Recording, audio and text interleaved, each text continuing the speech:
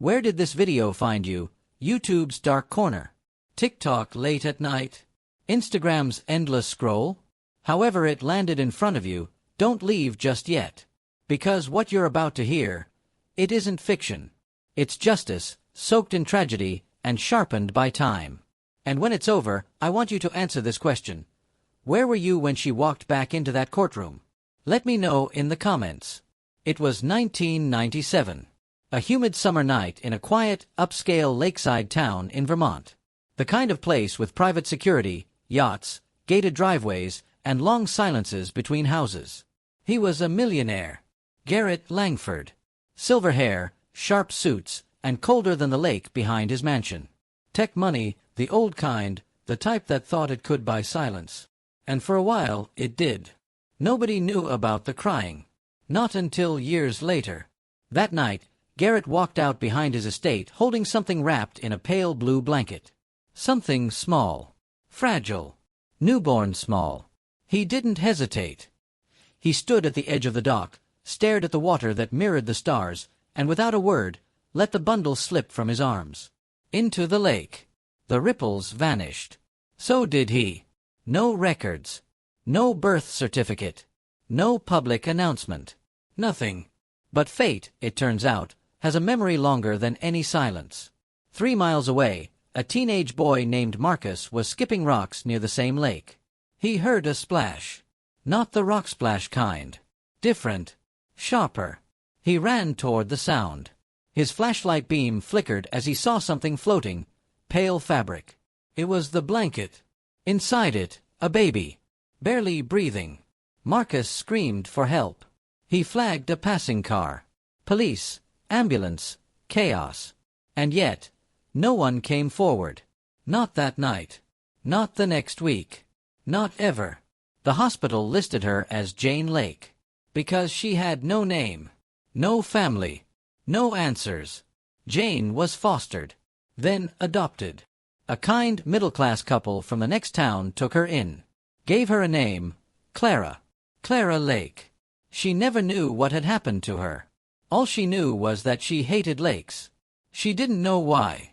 But they made her chest tighten. Growing up, she was smart. Quiet.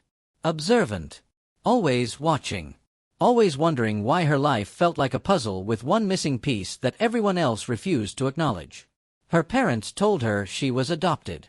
Told her someone had abandoned her. But no details. When Clara was 14, she filed a Freedom of Information request with the town police.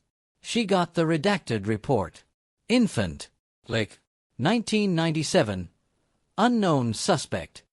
No suspects. No leads. It burned her. That day, Clara decided, I will find the truth. She didn't want revenge. She wanted answers. Clara finished high school at the top of her class. She earned a scholarship to study law. People were surprised. You don't seem like the courtroom type, they'd say. She'd smile politely. I don't plan to shout. I plan to listen. Because that's what she'd done her whole life. At 23, she joined the DA's office. And by 26, she passed the bar with honors. But it wasn't enough. She wanted the gavel. Not for power. For truth. She ran for judge in the very town she was found. The whispers began. Who is she? Why so young? How did she make it here? She didn't answer. But when the votes came in, the town, now older, quieter, and ready for change, elected her. Clara Lake. Judge of the Third Circuit Family Court. Her courtroom was calm. She was fair. Compassionate. Sharp. But then, one name hit her docket. Garrett Langford. She froze. It was a custody case. A dispute over grandparent visitation. Garrett was fighting his own son's ex-wife to claim rights to his grandson. When he walked into the courtroom, he didn't recognize her. But she recognized him. Older. Slower. But the eyes. Same. She could barely breathe. She requested the case be transferred. Conflict of interest, she said. But at night, she opened the case files.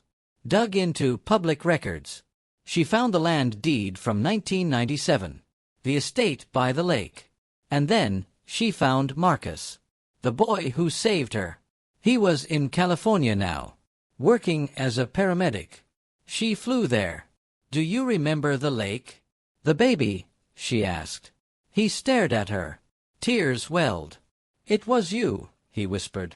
He remembered everything. The blanket. The man's silhouette. I didn't tell the cops who I saw, Marcus said. I was scared. He was rich. I was nobody. But now, they weren't nobodies anymore. Clara filed a private complaint. Not in her court, but in criminal court. Attempted murder. Abandonment. Endangerment. 27 years later. And the trial began. Garrett denied it. Called it fiction. Claimed he never had a daughter. But Clara had evidence. Medical records. Photos. DNA. She submitted a DNA test. Hers. And his. They matched. The courtroom went silent. Garrett stared at her. For the first time, he knew. You were supposed to be gone, he whispered. I was, she said. But the lake didn't keep your secret. The jury didn't take long. Guilty. He was sentenced. Not just to prison, but to public memory.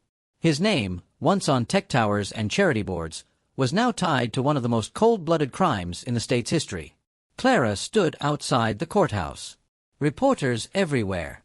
Why pursue it now? One asked. She looked into the camera.